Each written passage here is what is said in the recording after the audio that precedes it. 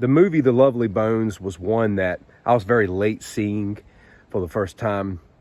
And a few months back, my youngest daughter and I sat down and watched it together, and I found it just so heartbreaking. It was a heart-wrenching film, and I decided that it was important to do a video talking about some of the things that took place in this film, because they're very true to real life, and I don't want these things happening to other young ladies if I have something to do with it.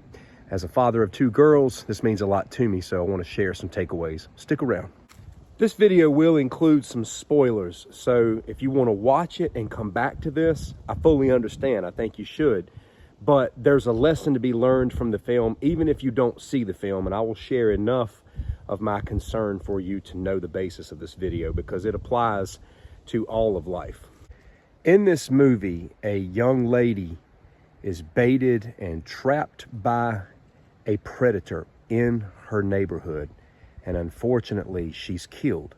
Not too long ago, I did a video titled Avoiding the Bait and Trap of Human Predators, and I guess you could couple these videos together, but this whole video is going to be based on my observations and takeaways from the scene where she was trapped. And I want to talk about all the ways that this predator was able to trap her. It ultimately started off with an observation and an obsession, which a lot of serial killers and predators will do. They will pick their targets, they will study them, they will watch them, they will observe. And if you're a young lady, you have to live with the understanding that there is a probability from time to time that you may be watched by someone. That's just the world that we live in. I don't want you to live like a scaredy cat. I don't want you to walk around feeling like you've constantly got to look over your shoulder every day, but you need to know the world that you live in. We live in a world where predators will stalk, and they will watch, and they will take their pick. So this is why your sense of awareness is so very important in your day-to-day life. One particular observation he made was that he recognized that she would walk through this field to get home after school each day. So that is where he decided to bait and trap her. She runs into him on the way home in this open field, and she had a natural sense of apprehension and an uncomfortable feeling like any young lady would, running into a 50-some-year-old man out in a field trying to talk to her.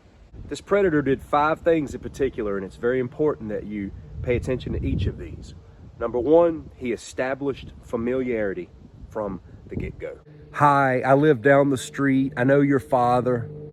My response, it doesn't matter.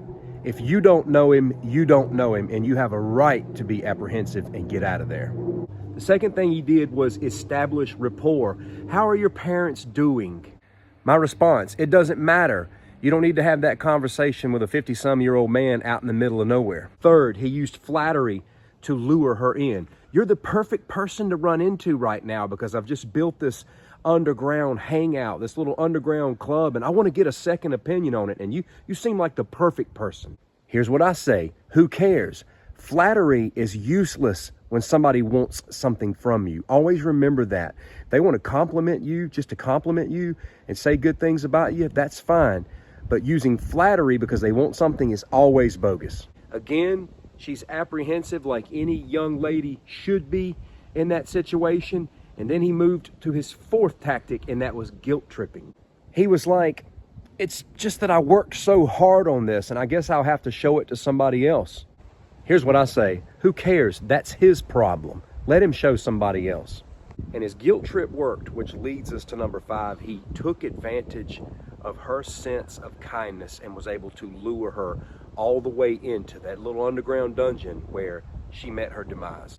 Once she was in there, my friends, it was too late. She was underground. She was with a middle-aged, much stronger man, underground, trapped. And when she started getting persistent about needing to leave, he continued with the manipulation, telling her she needed to be polite.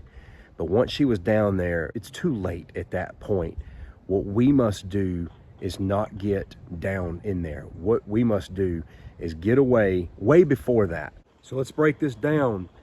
This movie was set in the 1970s, and times were different, but times were getting increasingly worse, and it's just continued to snowball. But I think the biggest problem with the whole situation was that she was walking too far by herself. The second problem was that she was willing to stand there and have a conversation with somebody that she didn't know. She should have just ran away. A lot of people feel like, I'm going to look stupid if I just run away. It doesn't matter. It doesn't matter how it looks to him. It's something her mom and dad would have wanted her to do. So often, survival and dignity don't mix.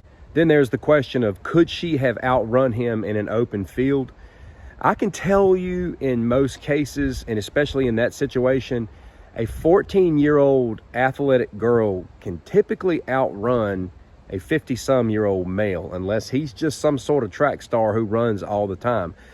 But even if she didn't outrun him, it was still a valiant effort that was much greater than standing there and being lured in. And while running, you can be raising Cain, because all of this stuff is ultimately a deterrent to the plan. They don't want to get caught.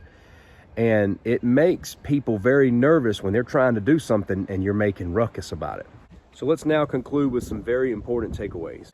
Be due diligent about not putting yourself in situations where you're alone and a sitting duck. Know when to travel as a group. If you don't know them, you don't know them, obey your gut immediately. No grown man has any business having a private conversation with a young lady in an isolated place, much less anywhere, but especially there. It's already messed up. Their wants and their interests do not matter concerning you.